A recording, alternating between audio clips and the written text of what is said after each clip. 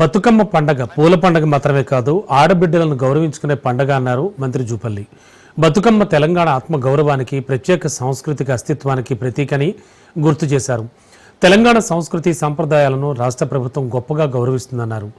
ప్రకృతితో మమేకమైన తెలంగాణ సంస్కృతి సంప్రదాయాల ఔన్నత్యాన్ని, బతుకమ్మ పండుగను మరోసారి విశ్వవ్యాప్తంగా చాటాలని ప్రభుత్వం సంకల్పించిందన్నారు. సెప్టెంబర్ 21వ తేదీ నుంచి 30 వరకు జరిగే వేడుకల్లో మహిళలంతా పెద్ద ఎత్తున పాల్గొని బతుకమ్మ స్ఫూర్తిని మరోసారి లోకానికి చాటాలన్నారు. గౌరవించడం, ప్రకృతిని కాపాడడం, ఈ యొక్క పండుగ అనేది రాష్ట్ర పండుగగా ఈనాడు రాష్ట్రంలో మనం ఏర్పాటు చేసుకుంటా ఉన్నాం.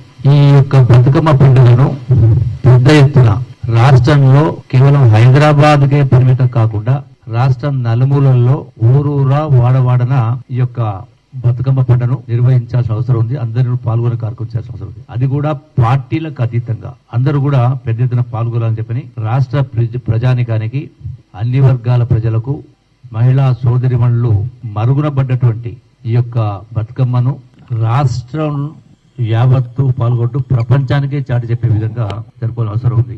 ఈ బతుకమ్మ పండుగ ద్వారా మహిళా లోకం, నారీ లోకం ఒక సంఘటిత శక్తిగా సంతోషాన్ని పంచుకునే దానిలో భాగంగా అందరూ కూడా చేయాల్సినటువంటి అవసరం ఉంది.